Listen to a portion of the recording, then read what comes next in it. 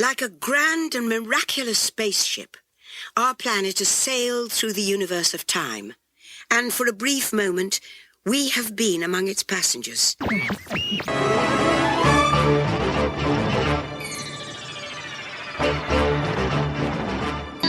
While your group is together, now is a great time to pick a place to meet if you become separated in the park. Now sit back and relax.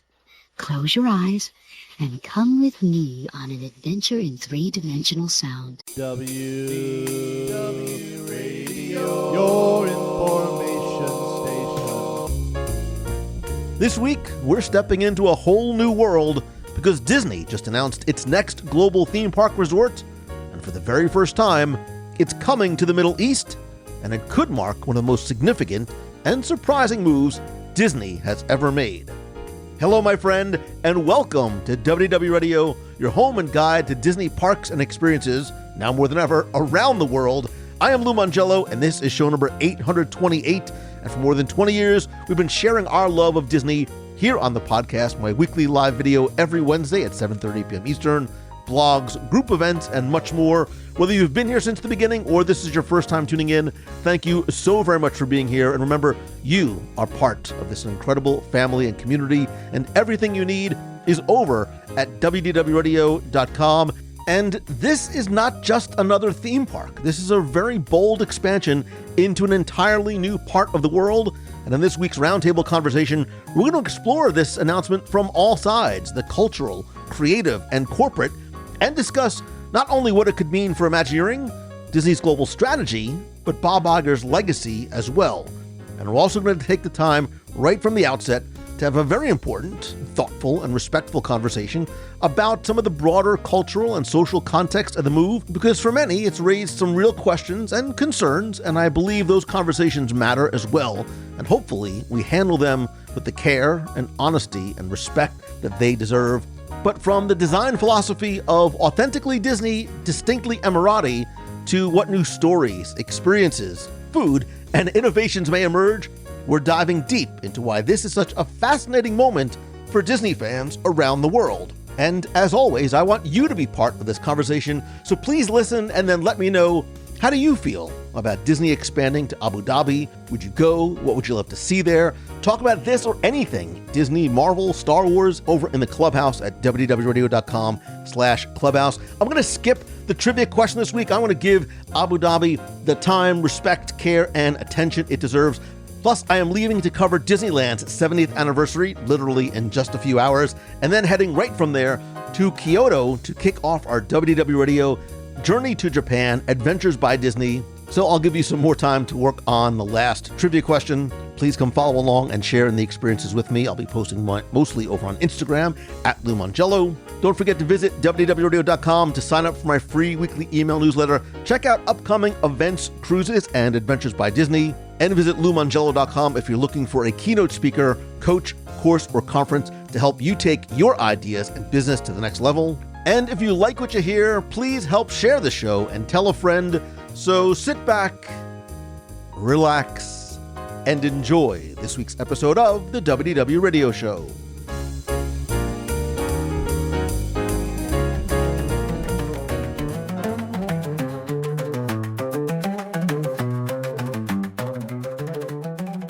A whole new world is about to rise from the sands of the Middle East, and from what we're hearing, it's going to be unlike anything we have seen or experienced before.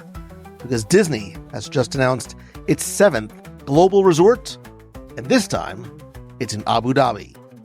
Set to rise on Yas Island in partnership with Miral, this new destination won't be just a theme park. It is going to be a full Disney resort experience with a distinctly Emirati twist.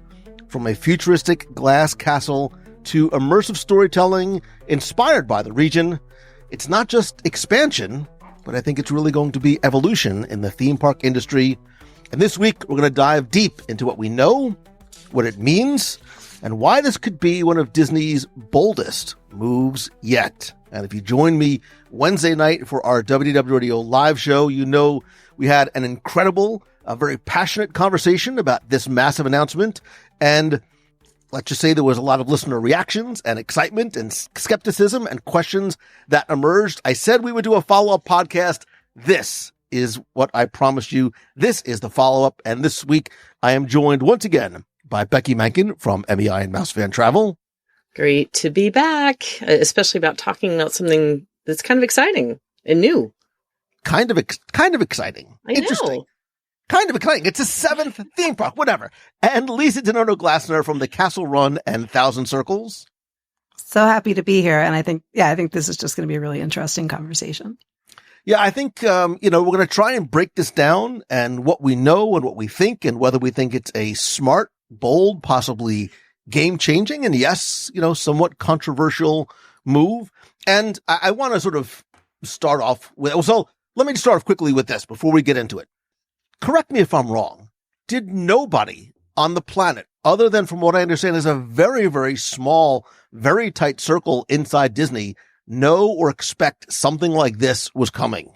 Yeah, I mean, I think out of the blue is an understatement on this one. I mean, short of the person from Good Morning America that I guess they put on a plane overnight to be there. I don't think anybody else outside the company knew what was coming. And I remember like texting you that morning, Lou, and saying like, did you have any inkling at all? Because if anybody would, it would have been you.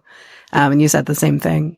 The day prior, I had seen a magazine article for Forbes that came out that I read with a lot of interest because it was going in directions and talking about these new deals. And I think it was the biggest deal Bob Iger has yet to do at Disney. And I was like, oh, interesting. Who are we buying? What part of my childhood are they going to buy now? And I started reading through it, but it was really pointing at this whole Middle East possibility. And I'm thinking, that's an interesting take. And I started to expect that, yes, this is something that they would do, but not the next day, Tell me you have an NDA without breaking your NDA. like, kudos to the author of that article for very carefully skirting the probably very careful limits of the non-disclosure agreement that he or she was given prior. However, I said this on Wednesday, when I woke up that morning and I started to see some posts about it, my first thought was, is May 7th some sort of like secondary April Fool's Day? Is this like halfway to Halloween? Like, is there some sort of weird thing going on that this sort of like joking kind of article? Because it's not like at D23 or on the blog or anything that Disney had done did they say there's something big coming. We're working on something else or something else, wait, there's one more thing, to sort of use a Steve Jobsism. So this very much came out of left field. It very much surprised us. And it took me a little bit to sort of process it all before I was able to just turn around and start trying to, one, verify it, and then two, share it, and then figure out, what and how to sort of react to this news, because I did see the Forbes article that you sent me, Becky, and I didn't get a chance to write back and go, no way. There's no way they're not building in Abu Dhabi anytime soon. And I'm really happy that I didn't send that, because you would have screenshotted it and shared it somewhere. 100%. But the one thing, and look, I want to sort of, I want to start off by being very clear and also acknowledging some things. And, I don't want this to be the primary or only focus, because I think there's been a lot of very understandable conversation, and I very much thoughtfully acknowledge the concerns and the skepticism about Disney's choice to expand into the Middle East. I get it. Life in Abu Dhabi is very different than it is in the United States. The laws and the culture and customs do not always align with Western values and ideals. And, I said this on Wednesday. I think, like all of us who are Disney fans, I'm incredibly passionate about Disney, obviously, and what it represents. But I think it's also important to be mindful of some of, the broader issues that are in play and the context in which decisions are made. And again, completely understanding the feeling. And, look, I don't want this to be about a deep political debate, but I do want to, I don't want to ignore the valid questions and concerns. And I really want to focus on the announcement and the details and what this means for Disney fans, not just here, but around the world. And as we get into this conversation, Becky and Lisa, and you, our friend who is sitting at this virtual table listening with us, I want to ask you that you please understand, without getting too, detailed and specific about some of the things that we're going to talk about. My show is for families, and I know that parents listen with kids, sometimes young kids, and kids listen on their own. So I want you to be mindful of that and some of the depth and details on the subjects that we're going to talk about. I'm very happy to continue the conversation, as I think we should, not just right after the podcast, but ongoing as we come closer to the opening of this park in the clubhouse. And I welcome anybody to message me on social or email me anytime, as many, many people have this week. I know, Becky, we were talking, I've had a lot of, conversations via messages and DMs. So again, without getting too far into it, and I certainly want to hear from you guys. There is a lot of skepticism, and which is very fair, because there are cultural and religious and legal differences that don't always align with American values. Some people say Disney values that include both the civil law in Abu Dhabi as well as the religious law. And I also want to be clear too, I have never been to Abu Dhabi. So I think a lot of us are speaking from not personal experience, but what we understand, what we read, what we hear. We can get into a little bit more, but Becky and Lisa, give me your initial thoughts in terms of not just, again, we'll talk about the announcement in terms of what it means from a theme park and Disney perspective, but in terms of the questions and the concerns and skepticism that some folks have. So it's a big question, obviously. And, there's other things to talk about, but I think this is at the forefront, for a lot of us. And I think for myself, I would include myself in the people who was, a little bit torn in two different directions when I first heard this news, because, on the one hand, it's exciting just from a Disney fan perspective. There's a seventh park coming. This news came absolutely out of the blue. We'll talk more about the specifics of the arrangement and how it's moving forward. But, effectively, Disney is sort of licensing out its imagination, its IP, its know-how, and working with, Miral, which is, a company in Abu Dhabi that is, going to foot the bill for all of this. So there's the side of me that is extremely excited about what Imagineering could do with, effectively, unlimited funds, to some extent, or at least effectively, and in a situation where it seems like they're almost sort of going to first concepts on a lot of things. So, looking at sort of a park that's structured differently, an indoor park, all of the different things that are going to go into this, from an environmental perspective, all the things that they're going to have to come up with. There are so many reasons to be excited about what could come out of this project from an Imagineering perspective. There's the fact that this puts Disney within a 4-hour flight of a third of the world's population. There's 2.7 billion people that are going to be, within a 4-hour flight of this park. Right. But in terms of, because I want to get in, I want to dig details to it. Yeah. I'm laying the groundwork for the first half of how I was feeling, which I'll tie a knot on right now. That's the excitement end of it. And, on the other end of it, there's, the simple fact that, from a human rights perspective, UAE, differs a lot from where we are, here in our country and in other parts of the world. I think that, a lot of, this concern obviously comes from love and caring for the, populations that we care deeply about, that wouldn't necessarily be, welcome to exercise, their lifestyle publicly, in a place like that. But then, so there's the bedfellows, right? Like who are you, what are you associating with the Disney brand with, that stands for, so much to certain communities. But that being said, I have to kind of check that, because as a Disney fan, when you hear the 7th park is being opened, the first thought is, oh my gosh, here's another place to add to my list, another place to experience, another place to go to that we'll all go to together and see. But you have to kind of remind yourself that not everything's being done for you and not everything's being built for you.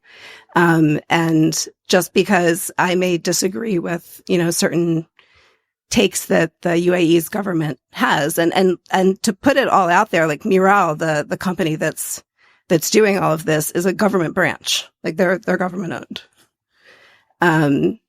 But just because I disagree with, what a specific government has to say doesn't necessarily mean, or doesn't mean in any respect, that the people of that country shouldn't get to experience the magic of Disney. And that, 2.7 billion people around the world that are suddenly within a 4-hour flight of a Disney park don't get to experience that because their government does something that I disagree with. The US government does plenty of things that I disagree with, and never once has my reaction been that we should close Disneyland and Disney World.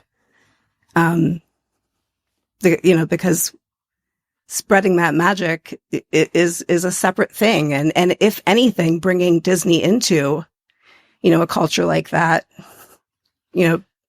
elevates the oneness, maybe opens some minds, maybe makes a little bit of change in the world. I think like a lot of us initially, there was that feeling torn between the potential of what this could be, which of course we'll talk about more, and what it means for Disney to attach its brand name to to a government that thinks a lot differently than a lot of us do. But at the same time, I think, on that end, I had to check myself and remind myself that this wasn't just a 7th park to add to my list, right? This was bringing the magic of Disney to an enormous portion of the world that maybe didn't have access to it before. And it's hard for me to figure out a way to make that a bad thing. Becky? Right. For me, it's incredibly complex, and it's been complex even before Disney made their announcement, because Abu Dhabi and Dubai are high on the list for a lot of tourists and a lot of people who want to travel the world and experience other cultures. So we've been struggling with some of these human rights issues that are in alignment with my own, with ours, with part of us. We all have different outlooks on these things. So we've been always dealing with clients that have wanted to experience this part of the world, but have some issues within the religious thoughts or the government thoughts. And part of the thing that we've always been struggling with in that area of the world is that a lot of people have a lot of assumptions about the entire region, and it's a little bit different. So when you think about, many of us have thought about how women are treated, or how others that go to that area, what they can do and can't do. Do they have to cover their heads? Do they have to dress a certain way? Do they have to be with a male to walk around? That is true in some of the areas, but the UAE is much more, doesn't have as many types of rules and regulations around that. So it is a lot more woman friendly. You can go as a solo traveler. You don't have to cover your head. However, you do have to cover your shoulders and your knees. You do have to be respectful and mindful of the rules in their house when you're going to their house, right? So even before Disney made the announcement, there's always been people who've been thinking about going to that region, and it's a beautiful place. 120 degrees, of course, can be a little bit of a detracting factor. If you've been to Orlando, you know exactly what that feels like. Yeah, exactly. It's definitely the surface of the sun. But part of it is making sure that you are coming at it from a place of knowledge, and do some research, and don't be afraid of certain things when it may not be in the UAE, but it might be in other areas surrounding. I do know that we have a lot of concerns, because we all have friends that are LGBTQ. And that is one of the things that you do have to be mindful of when you're in the area, because the reality is they're not friendly. And it can be unsafe, and they're not legally protected in the area. So you just have to behave differently and make choices. And that's how I've always talked to clients who have decided or thought about going to the areas. You're making a choice, much like we did about China, because when the parks were opening up in China, there's a lot of human rights issues there as well. And you can choose, because there's, as I've said to somebody when I had a really long conversation about this with, is that there's no one size fits all answer here. For some, it means choosing destinations that do celebrate our thoughts and our diversity and our acceptance. But for others, it may be thinking about engaging in a place that you might have to be a bit more mindful of the beliefs that country has and refraining from actions that could be considered offensive to locals. And you just really have to think it through. If it's something you're comfortable with ongoing and enjoying, great. If you're not comfortable, there's other places across this planet to visit. So it's a complex topic. It's, as you can just tell from each of us trying to find the right words through this, because we have a lot of care and concern and compassion for each other. And we don't want anybody to be left out of this magical thing that we love so much about Disney. There are positives to this. There are negatives to this. I think that we can come at it from all different directions. But the bottom line for me is that it's an individual's choice on if they want to engage in these locations. If they feel comfortable about doing, great. If they don't, great. And as I know we're going to get to, but Disney, it's not them creating or investing and putting the money that you're paying for ticket prices into this location. So for some, that makes a difference. For others, it doesn't. But like I said, we're all kind of struggling through this because we do have different ways of looking at it and are very conflicted. I'm extraordinarily conflicted as well about the option and the choice. But like I said, I've been doing this with clients for 20 years, going to those areas, and it's unfortunately not new. So again, just to sort of tie this up so we can talk about the actual other aspects of the announcement too. I have not been to Abu Dhabi. I don't think any of the three of us have been to Abu Dhabi. And I really wanted to be as thoughtful and as mindful as I could and do as much research as I could from trusted sources, not just online, but folks I know who have vacationed there, folks I know who live there, and folks who come from a variety of different backgrounds and relationship types and things like that. And it's me repeating those things doesn't necessarily do anything because you can always find different sources that will say different things, which is fine. I think that just as a whole, it's not just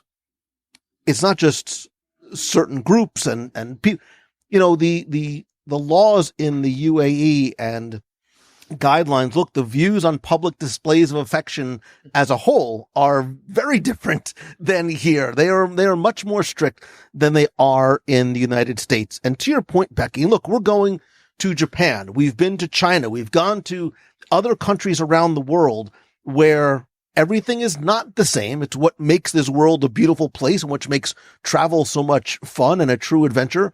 But anywhere you choose to visit, you have to respect the culture. And yes, the UAE is a very modern culture. It's also a Muslim one. And if you don't feel comfortable, if you don't feel welcome, if you don't feel respect there, I completely understand it.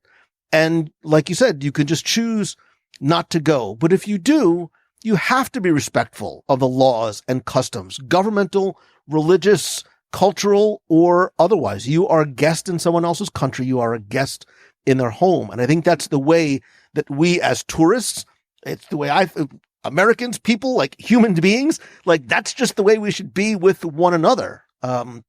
We should be respectful of the rules and regulations and norms and customs. And if it's not the right fit for you, I understand. And we could just choose, there's places that I would choose not to go because it just might not be the right fit for me for one reason or another.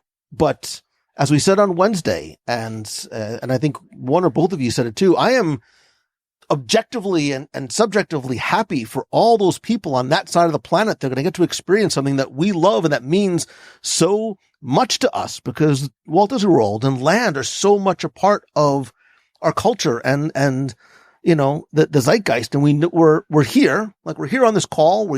Some of us live here. Like we do what we do because of the way this place makes us feel and how life-changing it is. And, I was so happy when I first heard this to know that generations of families and kids are going to get to experience that for the first time and get to feel that magic that we talk about. And one of you said it too. And I think sometimes we think and understand what I mean. We think selfishly. We think about ourselves first. And this park is not necessarily being built for us being us in the United States travelers.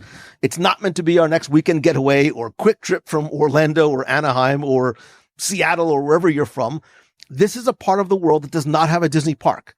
And for those families, for those kids that have never seen a castle at the end of the street or felt the feeling when the music swells and the fireworks light up the sky, like this is going to be huge for that portion of the planet, not just the UAE, but there's that entire side of the world. And as a Disney fan, that makes me happy because I know what that feels like. I've lived it and I've seen what it's done to and for other people, for kids and families of multiple generations.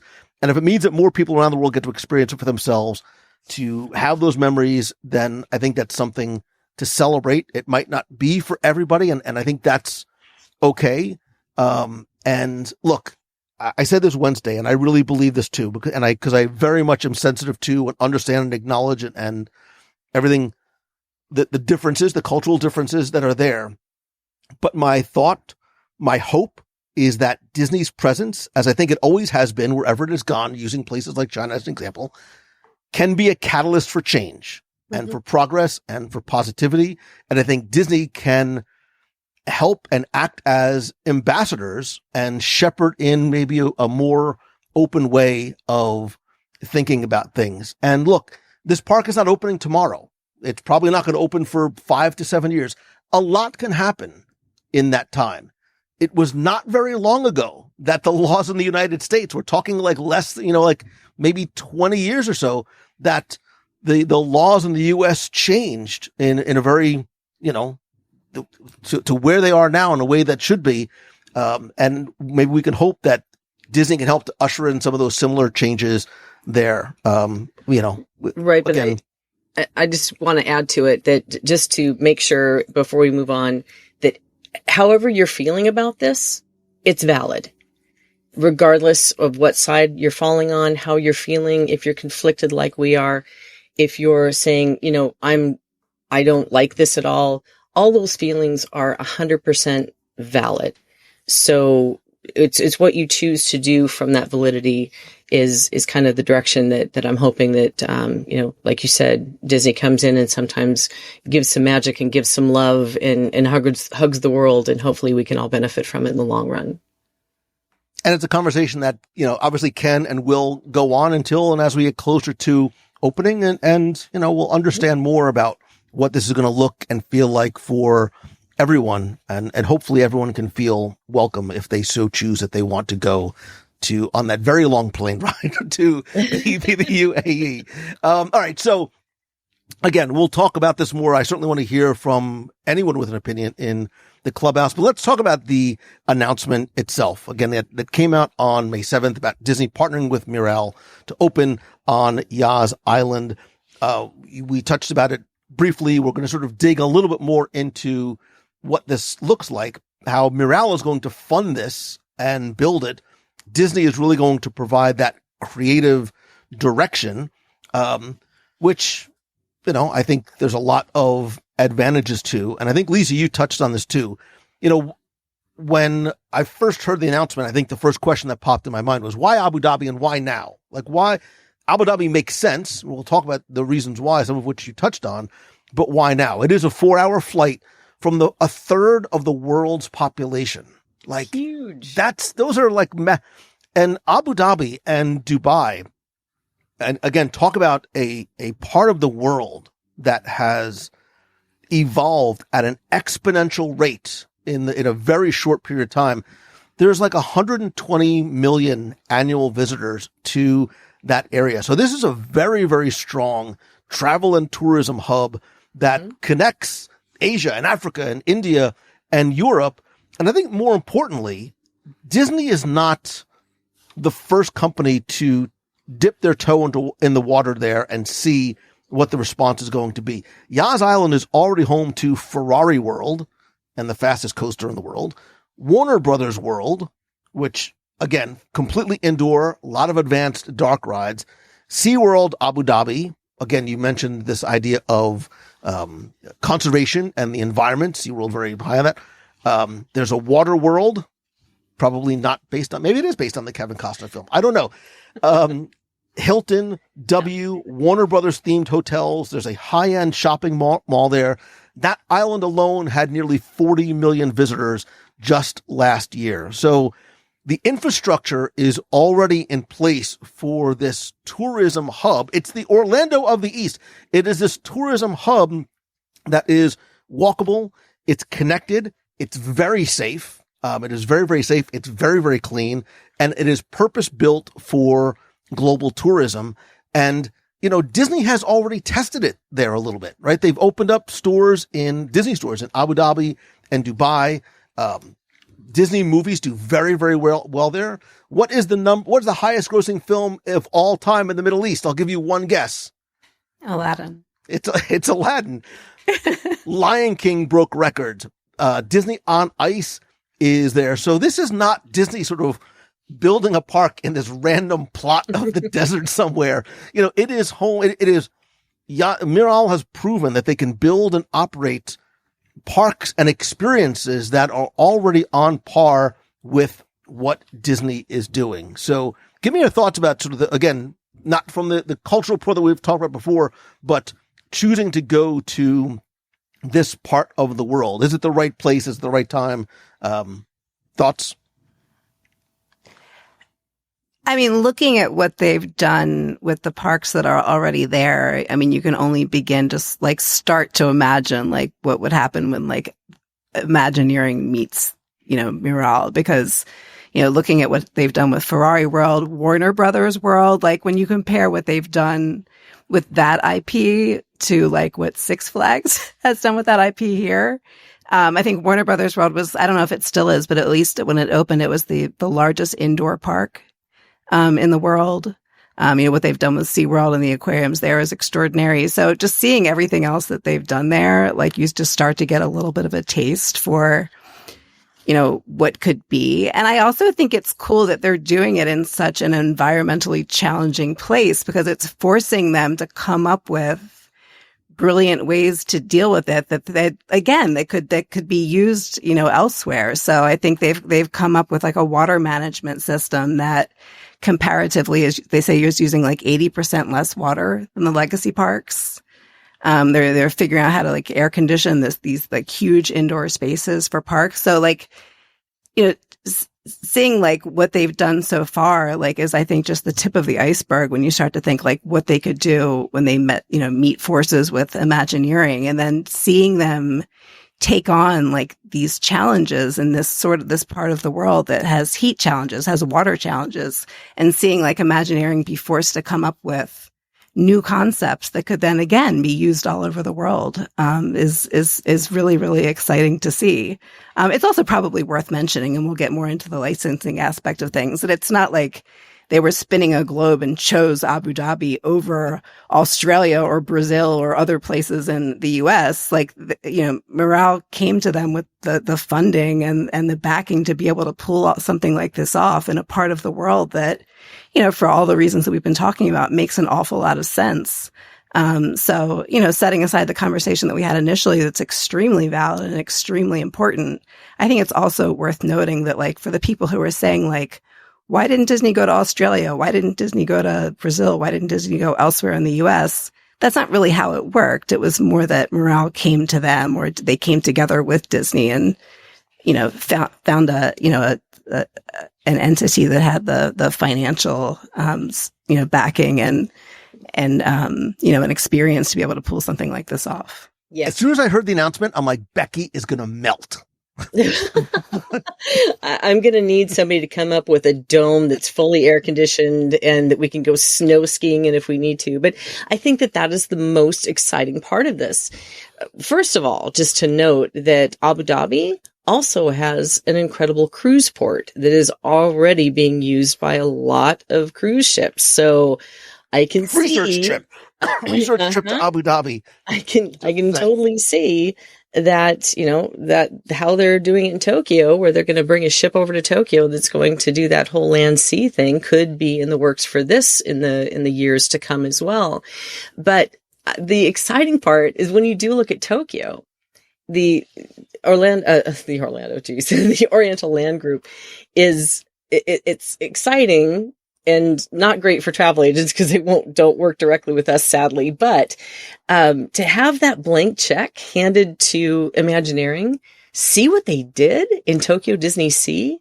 When we enjoy we walk away and our jaws are hitting the ground from all of the tech and the things that they've done and the excitement that they have come out with. I mean, geez, Lou, remember how that felt when we saw that beast thing in the attraction, walked out, we're like, how did they do that? I have no idea. And why aren't they doing that in the States?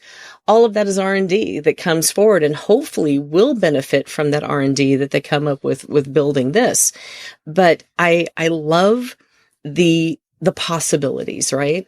Of having a company like Miral that has done so much already and pairing them with the huge creativity that comes with partnering with Imagineering and seeing what they come up with when they know what they already have there, because they're operating all the things that you just listed. Miral is operating every single one of those locations. And for them to put more money into this means that they want to outdo themselves. At least one would hope, right? So I'm more excited about seeing what they can come up with in this area. How they can air condition a dome the size of Magic Kingdom would be great. But I do know from reading some of the information that they are trying to figure out an indoor and outdoor experience. So not sure, like you said, you might have to get a little snowman to walk around with me or something when it hits 120 degrees in August in Abu Dhabi. But I love the possibilities. Look, I think some theme parks are worth melting for. And the language that was used by Bob Iger was authentically Disney and distinctly Emirati, right? So when we think about what makes this park different, that is the exact same language that he used when Disney went to China. And I think it's very clear that this is going to be a Disney theme park, but it is going to be very much influenced by the region. And I think going to why Disney partnered with Miral, it's not just about the money. Disney's obviously very careful who they work with, who they partner with, who just because somebody is throwing money at them. And look, let's take a pause for a second. One of the things that I saw online, and if you who are listening, if this was your comment, this was your thought, I very much understand not laughing at it, but they're like, yeah, they're just doing this to make money. That's how business works. Companies are in the business to make money, and Miral is the right partner because of the experience, because of the credibility. They've already successfully partnered not just with brands who are based in the UAE, but major Western brands like Warner Brothers, like SeaWorld, that has executed these massive theme park projects. But also, if you look and see what they've done, they honor and extend the IPs with care and with innovation, right? And the standards of the execution of these entertainment experiences is at a very, very, very high level. And I think because of working with Miral, right, who is sort of a quasi-government entity, they are very deeply connected with Abu Dhabi tourism, which means that's going to help, fast track things like infrastructure and roads and airports and utilities. And I think it also shows that there is very, very strong, economic investment and stability. We hear about projects around the world that get announced and never sort of come to pass because when it comes time to write a check, sometimes it doesn't always happen. But, this already is a top global entertainment hub. And I think the marriage of Miral and Disney making sure that, they honor not just the Disney IP, but the local storytelling and the aesthetics. Again, I use Shanghai, the authentically Disney, distinctly Chinese model will also ensure that there's insight into, we were talking about some of the cultural differences. Well, I think for that region of the world, it's very important to have local insight into the cultures and traditions and sensitivities on that side of the coin as well, and having access to local artists and designers and craftspeople and cultural organizations. So you're right. It makes sense in terms of who they've partnered with. Look, if you're a Disney stockholder, you should be very, very happy about this, because Disney licenses the brand. They provide the creative direction, which we're happy to see. They oversee the design, and they collect the licensing and design and royalty fees like they do in Tokyo, with zero capital expenditure or risk. And I know in Tokyo, it's like 7%. That's not a bad affiliate program like for Disney. So for the folks that were concerned, well, why are they not doing stuff here? Because this does not take anything away from what Disney is doing, not just domestically, but in the other parks. There is no budget being diverted from Walt Disney World or Disneyland, because Disney has zero financial risk. This is smart business from a purely business perspective. It is smart business. It is all upside. There is no financial risk. It's just creativity and royalties. We were talking about this earlier. The model works. And if you don't believe me, I would be happy to accompany you over to Tokyo Disney Sea, because I think that is a shining example. And look, again, just if we're focusing on the financials aspect of it, and I think some people don't maybe understand this. It's not the movies that drive the mouse. It is the theme parks. It's where the margins are, especially when you factor in food and merchandising and hotel stays. So expanding to a region with a very large, smart theme park loving population is really good business. And it's going to be very good for Disney's bottom line for the Disney Experiences division. Yeah, I think that they consider the exact royalty numbers trade secrets, but you can kind of back into them with the disclosures. So I think like the rough numbers for Tokyo are like between 300 and 350 million a year, which is probably like high single digits of gross revenue. And it's similar for Shanghai and for Hong Kong. And they obviously, Miral hasn't said anything publicly about what their numbers will be, but what they have said is that they've negotiated something that's similar to the agreements that are in place for the other parks. So we can probably assume, a similar percentage of gross revenue, which, will I imagine could very much exceed what they're bringing in Tokyo. Oh, yeah. And like, I think you guys, one of you had mentioned it earlier, but 34 million visitors to that location alone in 2023. And if you add a brand like Disney, which we know pulls people from that part of the earth, there's a lot of money to be made here. So especially when you can have another company paying for what you're doing and you're just benefiting from the licensing agreements, this is really beneficial. If you're a stockholder, you should be really happy. Well, I think if you're a Disney fan too, if you look at Miral, again, thinking in terms of the Miral partnership, if you're looking at what Miral has done elsewhere in the region, their track record of building parks, if you are a Disney Parks fan, again, we don't know very much. The concept art is distant and, pixelated at best. But their track record is of not copying and pasting. I do not expect to see a copy paste of Disneyland, Magic Kingdom, like we saw over in Tokyo Disneyland, which is sort of like a best of the best of the Magic Kingdoms. Their track record is building entirely new parks, not ones that are clones of US versions, which means to me that although we don't have details yet, we're going to get new lands, new attractions that are going to be built from the ground up. I think we're going to get culturally inspired design and storytelling. And the other thing that I read a lot about the region, Becky, you probably know from booking travel and having clients coming back, is like Japan, especially like going to Tokyo, the level of hospitality and infrastructure is world class. Like it is exceptional in terms of what they deliver on in that area. The best of the best of the best of hospitality brands are in that region. But to your point where you're saying they don't do cookie cutter, just look at the artist renderings of the castle alone. That kind of tells you that this is not going to be your everyday princess castle. There is something really cool afoot here. And I can't wait to see more of the detail, because that's fascinating.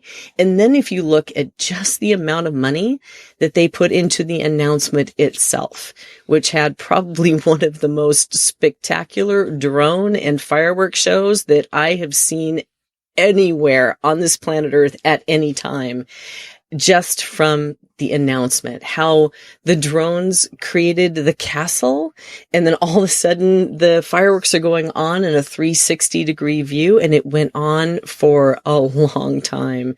So you can just see that they're putting a lot into this, and it's not just for the money, I'm sure, because of the creativity that they're putting forward on it. And they are thinking outside of the regular Disney box, which again is more exciting for us, because if they come up with some pretty fantastic tech and they bring it back into our parks, we benefit from it. Mm-hmm. Yeah, and who was the original guy who did that, right? Who found a way to make something for the World Fair and then have it brought back in, or it's in so many ways, it's classically Walt to leverage, somebody who's interested in your creativity, be able to potentially bring something home. We got Tron from Shanghai. We got Ratatouille from Paris. Who knows what we're going to get from Abu Dhabi that we can bring back home. When and I'm going to apologize for this reference. When I saw the rendering of the castle, one of the first things that popped into my mind was the crystal egg from Risky Business. If you've seen it, you know exactly what I'm talking about. But when I want to quickly think about it from the corporate perspective just for a minute, because there's something that I want to sort of tie into this, because as I thought through it more, I said, this is not a pure licensing deal. This is a very, very strategic collaboration with Morale, with that area of the world. And I started to think about it from a global perspective and Disney's overall strategic goals and what it means for Disney's future. More importantly, I thought about Bob Iger and how this sort of adds to Bob Iger's legacy. This very bold global expansion may be sort of his last hurrah. This might be his last major move. And, I think you can almost draw parallels to things that he did, not just even in the theme park world, but, with Pixar, Marvel and Lucasfilm sort of expanding into this new region where, you talked about the number of people who are visitors to that region now. I think some of us, especially domestically, sometimes maybe take it for granted, the ease of access. And I think that the numbers are staggeringly high. I think it's 77% of Americans have been to Disney parks. Most of the world's Disney fans, we'll say, have not been to a Disney park. For every one person that's been to a Disney park, there are 10 that have not. And I think this region sort of affords that huge opportunity for Disney where, to go back to Bob Iger, his focus really is on growing experiences, not just media, movies and Disney Plus, looking at you. And, I think Ariel said it best. I want to be where the people are. That's what Bob Iger is saying too. And it's not just a smart move. I think it's a necessary move, because if they want to continue to grow and expand, they need to go where the people are. So what do you think this means in terms of being an overall indicator for Disney's long-term global strategy. Becky, you mentioned not just the adventure, but the cruise ship going to Japan, the theme parks over in Europe and in Asia. What do you think this means for the global strategy and Bob Iger's legacy?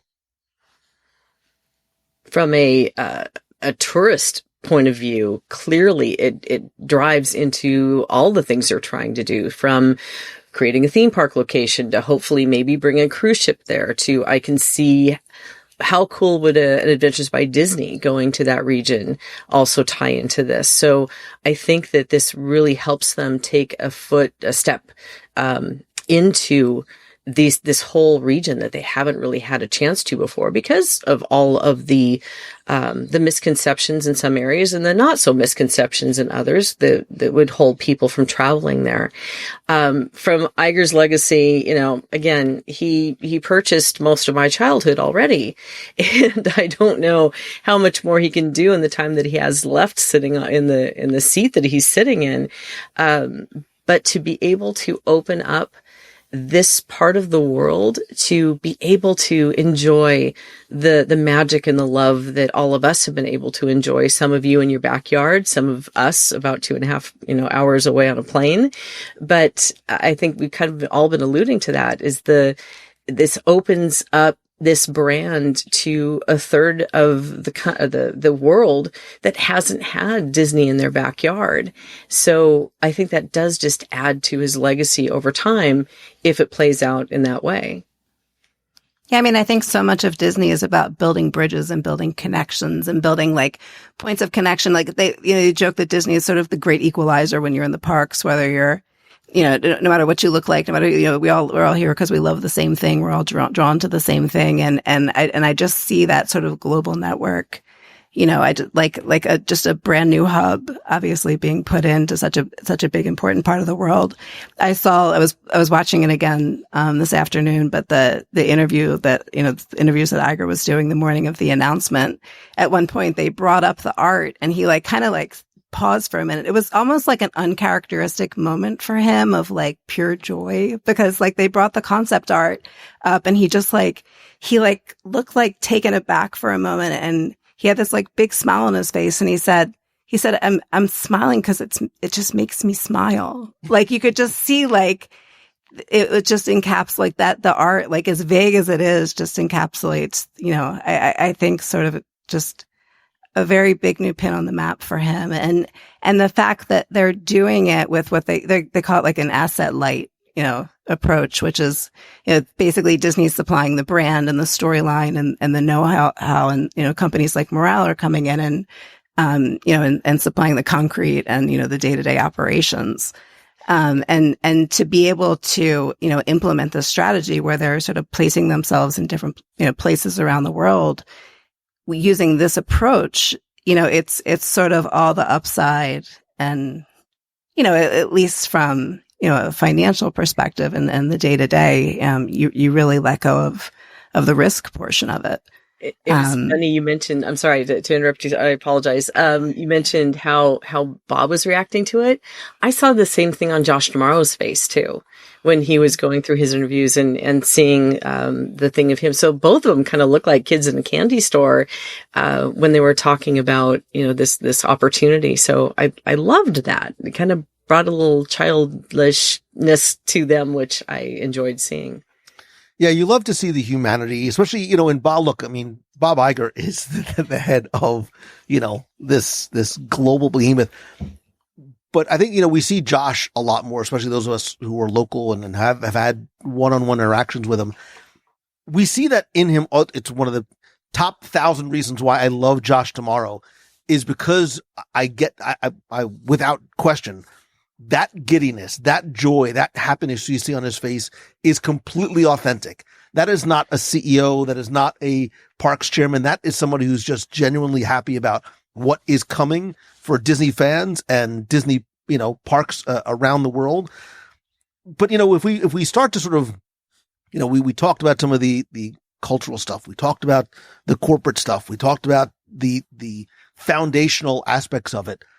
So I wanted to also think about sort of the Imagineering and innovation part of it as well, because as we see from that concept art, Abu Dhabi is really a blank slate. And I see blank slate. I see creative freedom. I see somebody else funding it. I see Tokyo Disney Sea. And knowing what that park is, Lisa, in about a couple of weeks, you're going to experience it and have a complete understanding of what we are talking about. So I want to talk a little bit about that. And I think there's different aspects of it too, because on one hand, we're talking about cultural sensitivities and things like that. I think it's going to be very interesting to see how Disney and Miral are going to respectfully and creatively incorporate Emirati culture into that park, and the kind of characters and stories that are going to emerge that is inspired by not just Disney stories, but the Middle East, and what sort of lessons Disney has taken and has learned from Shanghai and Tokyo to make the park feel both local and magical and, as well as globally accessible as well. And I think when I saw this happen and I saw this sort of, this blank canvas, what are our expectations, right? So for me, I think based on obviously Disney continuing to try and exceed expectations, we're going to see next generation technology. I think this is where we're going to start to see artificial intelligence, AR and VR, interactivity, especially possibly on your phone, new ride technology, new ride systems, new ride vehicles. I think you're going to also see, we talk about the environmentality. I think you're going to see a lot of advancements in clean energy and sustainability and, accessibility forward designs, which will not only, I think, have a trickle down effect for domestic parks, but, a testing ground for future U.S. park enhancements. So from your guys' perspective, what are your expectations, or what sort of experiences would you like to see come to this park? Let's be real for a minute, Lou. The one thing you didn't mention that you're most looking forward to is what kind of food they're going to have. Oh, but there could be places to eat there. I didn't. You didn't even go there whatsoever, which was shocking to me, because usually that's the first place when we went into Tokyo Disney Sea. Your first thing is what food are we going to get? Where are we going to go? Listen, mochi lady, all I heard from you for 2 days was I need my little green man mochi. So I think for me, what I'm looking forward to most. Oh my God, the shawarma there is going to be so good. You see? Just like now it's hitting you, isn't it? Now you're realizing where we're going with this. No, for me, I'm really curious to see how they're going to integrate the magic of Disney and the characters that we know and love. Are they going to integrate that, and to what extent? And the mixture of the local food, local traditions, local things that we see in the China parks and in the Tokyo parks, because it is so reminiscent of its location. And they do such a great job of weaving in the magic, plus bringing in that local flavor and flair. So I'm interested to see how they do that. But the tech, to me, I know from some of the things that that Miral has done in other locations is very foot forward in terms of technology. So to think about the possibilities over the next 7 years, I mean, look how far we've come just in the last 7 years in terms of technology with the rides and things that we've seen, and just the tech around us in everyday life. In the next 7 years, it could 7 to 10 years anyway, it could be a lot more over the top, which is exciting to me. And yeah, again, I'm still looking for an air-conditioned dome. So if we get that, I'm all in. And then, what they can do with, Lisa spoke to it earlier with, the conservation pieces and the water, and what they can, bring to it to beautify it and make a park, which is challenging in that part of the world. So it's really exciting to think about, I think what I'd love to be at this point, if I could be an Imagineer at that table to listen to the blue sky that they're tossing around, that would be incredible. Yeah, I think like a lot of us heard the authentically Disney, distinctly Emirati line, and we were like, That's just the Shanghai line. They just took it. But I think what we forget is like that it took them a lot of time to get to the point where they understood what that meant and like how to properly implement that. And that like you couldn't come into a culture that didn't have a concept of ghosts and just drop the haunted mansion in because it didn't make sense there. And Thunder Mountain is going to need to have a different iteration because different, cultures appreciate, different aspects of what that might be. And the list goes on and on. So I think, we all heard that line and we were like, oh, it's like, it's the Shanghai thing. But it's like, no, like they're coming to this new park and this new situation and relationship with such a better understanding of like how all of that works and like how you bring Disney into a different place and work with that culture and work with, those people to mesh it together and make something that makes sense and that is, like it says, authentically Disney, but still like distinct to the culture and the place where it is. So seeing them come into a place like this with that understanding already, I think is very, very exciting. And then layer that into the fact that, they've got this enormous budget in a place that is known for, and you can see it in the concept art looks like watercolors spilled, but even in that, you can still see that like they're going back to first concepts. They didn't just draw like a hub and spoke with a castle at the top. Like this is clearly going to be, a very, back to first concepts type designing of a park in a place that's known for, and I say this with love and as a compliment, but one-upsmanship, in a way. They're not going to build something that doesn't stand out against every other Disney park because that's just not what they do. And take that and add in like what's happening with AI in the world today, what's happening with AR in the world today. And the fact that like they could use that to do a sort of responsive storytelling at a level that they've never, been able to come close to before is very exciting, add in all the conservation and stuff that they're learning. And yeah, I mean, I think like I'm excited to so excited to see like what they're able to do there. And then like what they're able to take from that to give to the rest of the parks and domestically as well.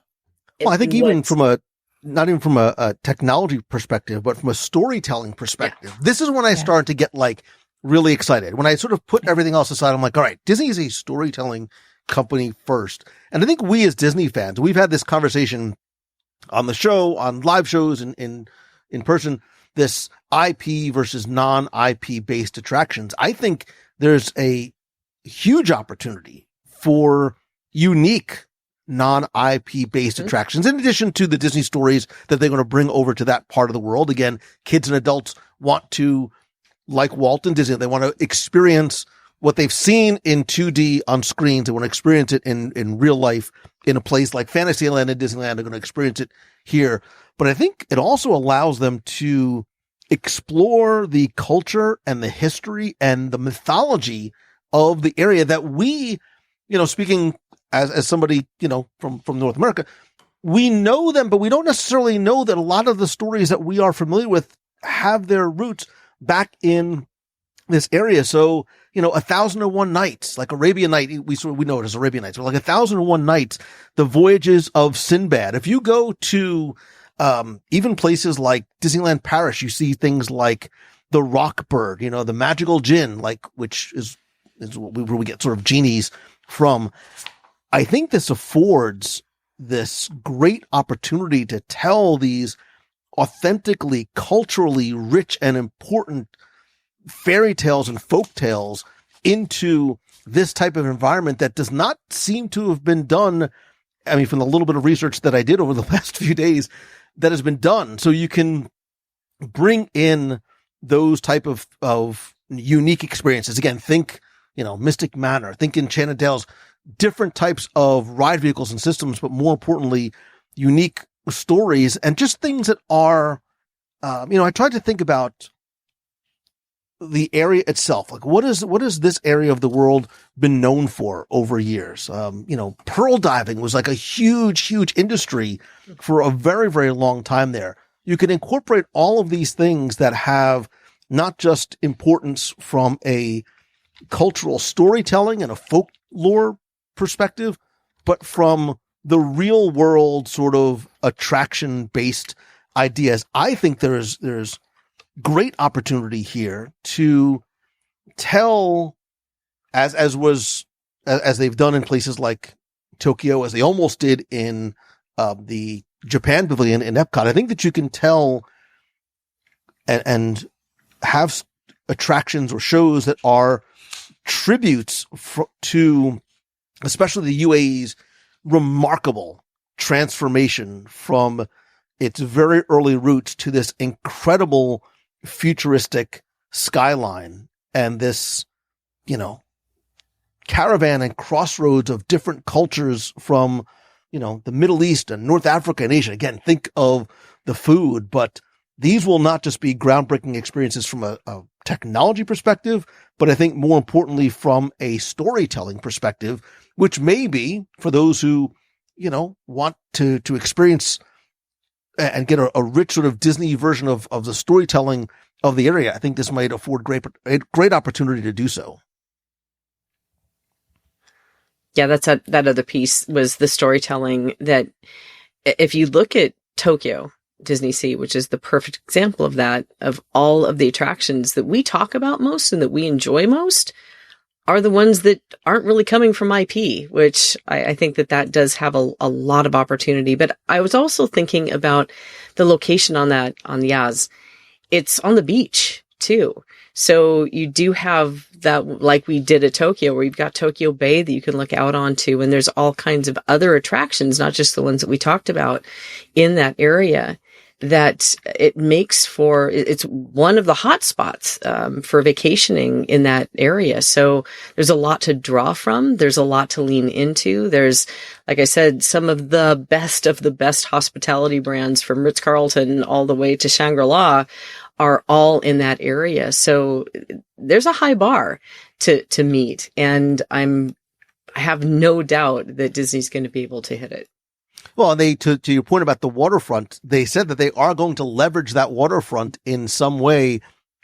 We don't know what that is, right? I don't imagine it's going to be like the magical water ski show that used to be in front of Magic Kingdom here in Walt Disney World. I expect something bigger and better because, Josh, the one thing that Josh did say that struck out was how he talked about how it was not just going to be the most innovated, but the most interactive experience as well. And I think that's what, not just that part of the world, I think that's what this, especially the generation behind us, is coming in terms of expectation. Mm-hmm. They no longer want just a passive experience when you go onto an attraction. They want to be part of creating the story, guiding where it goes, whether it's walking into a land like Galaxy's Edge or being on an attraction where you control to a certain degree where the story goes. That is the stuff that gets me excited about what is potentially going to be coming to this park. And I think Imagineering has been itching to do something that immersive for so long, and their budgets just keep getting slashed. Look at all of the plans for immersive interactive storytelling just within Galaxy's Edge that never were able to come to fruition. Because plans changed. So does that give them an environment where they can sort of go, whole hog, fully into this immersive sort of responsive storytelling where you're a part of the story that's being told to you. Yeah. I feel like they've been just itching to create that for so long. But let's completely reiterate that they're not taking away from fixing things and doing things in World or Land to create this. And I think that that's a message that I know that we've said several times over and over again, but I think it's worth repeating because a lot of people still are kind of pigeonholed their brains into the thought that, well, we're not getting our Yeti fixed because they're now building something in Abu Dhabi. And that's just not the case. So I think it's definitely worth repeating that message as we talk about, what we aren't getting here at this point. I'm actually saying I'm so excited to see Imagineering be able to dive hog into something that they've been wanting to create for so long. And yeah, you're exactly right. I think it's probably worth reiterating 100 times because people keep saying how much of that money that they said was earmarked for the parks is going toward this. And the answer is zero because there's literally no allotment. They're just getting royalties. So no money is going in. And the quote that keeps coming back to me is, Walt once said when he started really making money, from Snow White, and after that, and they asked him about like the money he was bringing in and how he felt about it. And he said, we don't make movies to make money. We make money to make more movies. Yeah. So the whole idea was, yes, we want to make as much money as we can, but like to feed our creativity, to fund the next project, to make the next thing. And so for me, like the answer to how much of that earmarked money is going toward this, the answer is zero.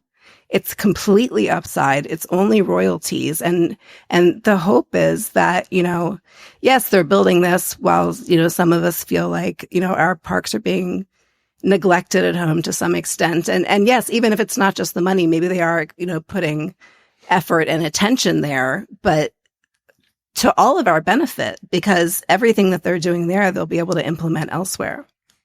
Yeah, it's like telling a kid, like, listen, here's $60 billion to spend on your theme parks. And like, wow, this is great. This is awesome. I'm doing this thing. And like, oh, by the way, I'm going to give you a whole nother theme park on the opposite side of the world. You're like, well, wait a minute. How much of my $60 billion? None of it. You're like, wait, I can keep my $60 billion and I get a new theme park. Right. That's exactly what is going. We've heard the word, and it's funny because I've been fortunate to be in the room where they've mentioned this word over and over again.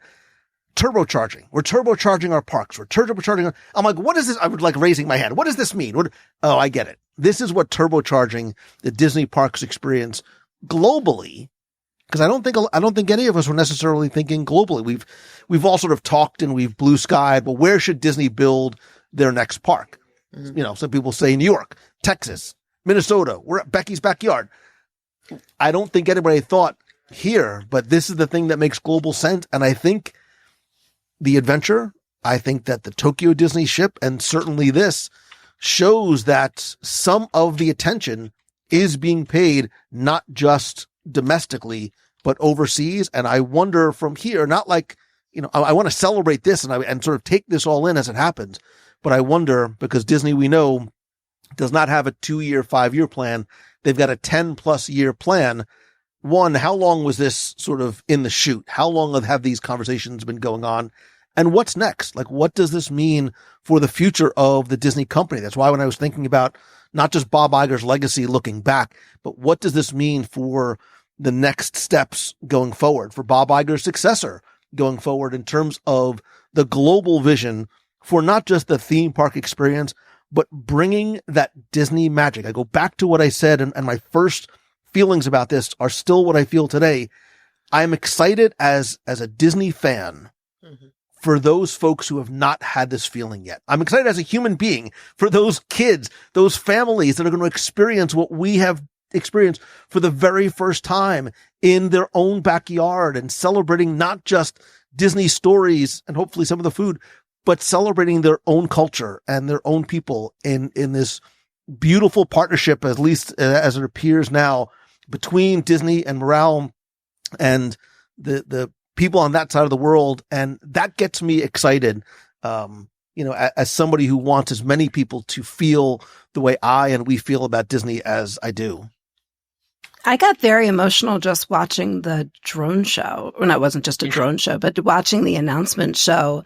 And, that castle is a couple miles from my house, but those people have never, that's new. That's obviously what they're building there is going to be that much more and that much, but like to see the fireworks and the musicians performing and like people standing there with their children, like while Cinderella Castle, like emerges out of thin air from these drones, I got emotional and I realized, like, as I was thinking about it, why I was feeling emotional was realizing that like all of these people were seeing this and being exposed to like this type of magic for the first time. Yeah. Any other final thoughts? Anything we didn't touch on that you wanted to make sure we mention? Because I think, this is not very clearly, for all the reasons, this is not just another theme park or destination. This could be the most modern, the most imaginative, and yes, in many ways, I think the most important international expansion Disney has done yet. The Middle East is far and away the fastest growing theme park region in the world. Disney very much planted their flag there.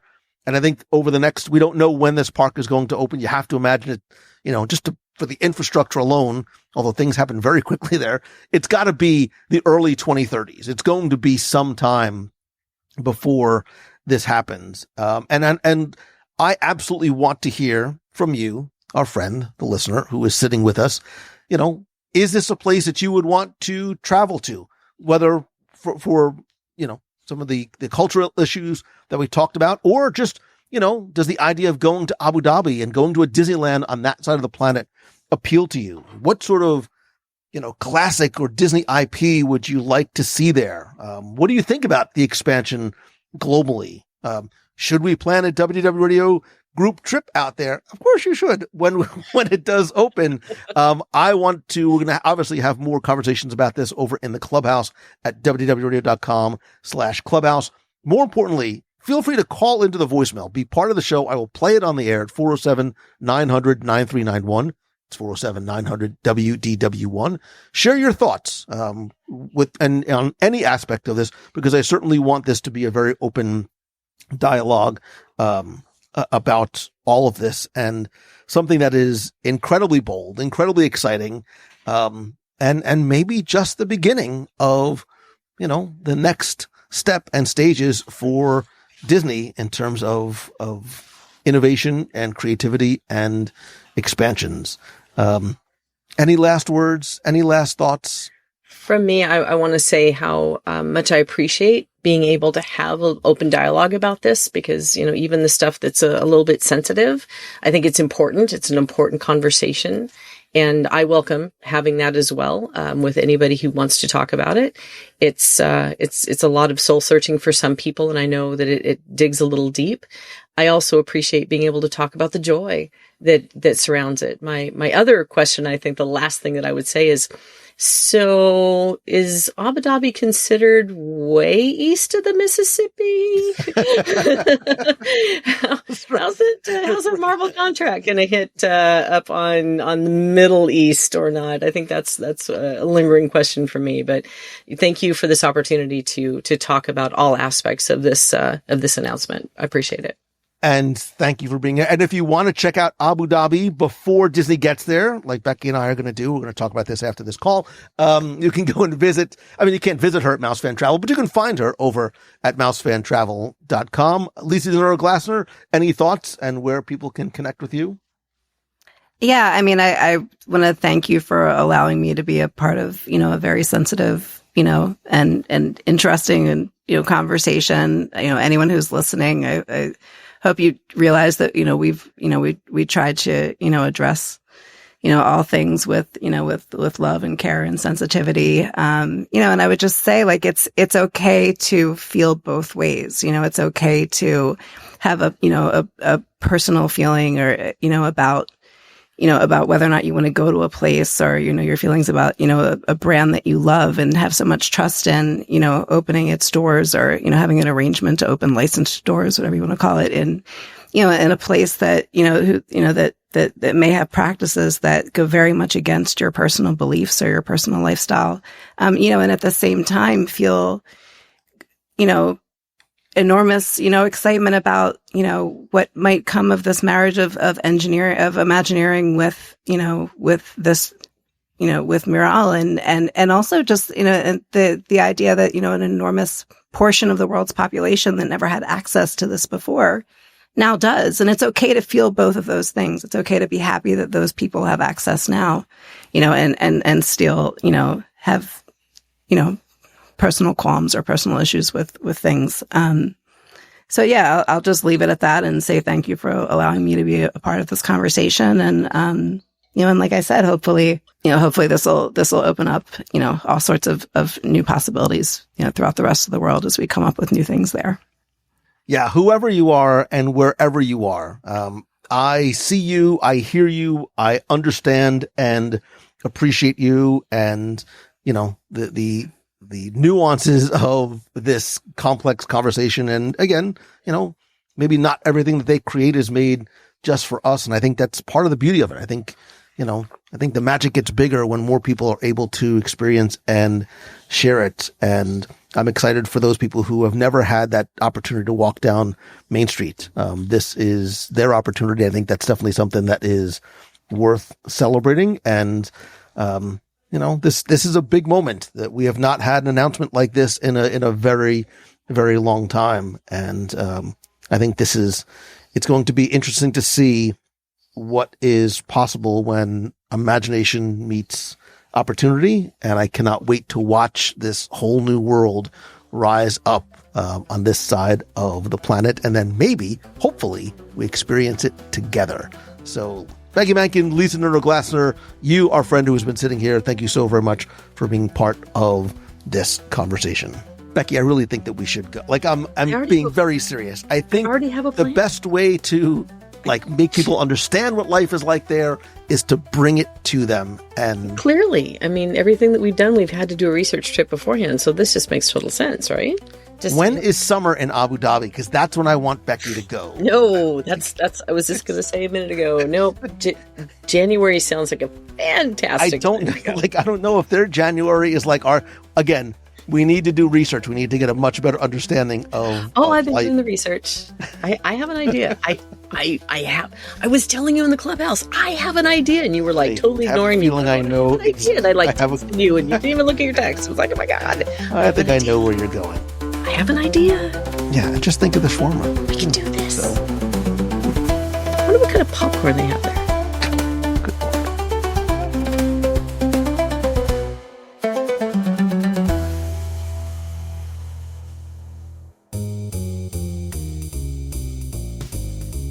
Thank you so very much for listening and being part of the WDW Radio family. I am sincerely grateful to and for you, as well as your time and your support. Please always remember you are not a fan, but instead a friend. And again, this was just not clearly another theme park announcement. I think it is obviously something much bigger, something that brings up excitement, possibilities, and yes, honest conversations that matter, and understandably so. And that's why, with so much to unpack, I appreciate you taking the time to explore it with us. As you can probably tell, especially early on, this was in some ways a very difficult conversation to have, but hopefully you hear that it comes from a place of love.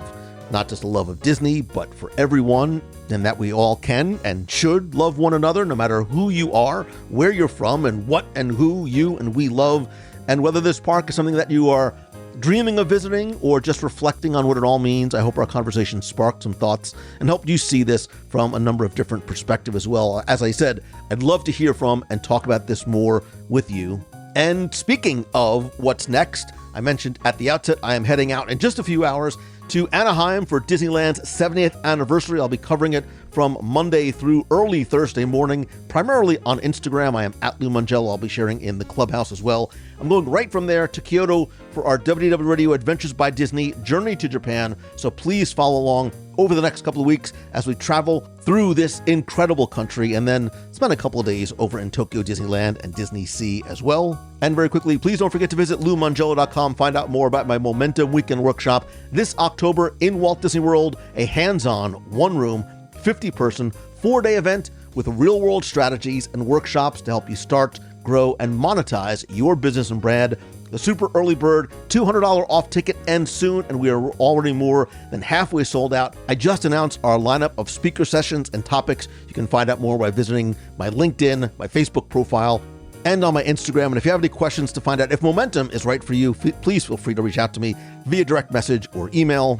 And I think that's it for this week's show. I need to finish putting this show together and then start packing and then head out to the airport. Thank you so very much for listening this and every week. If you enjoy the show, and I hope that you do, please help share the show and tell a friend. And if there's ever anything that I can do for you or just to show my appreciation, please reach out and let me know.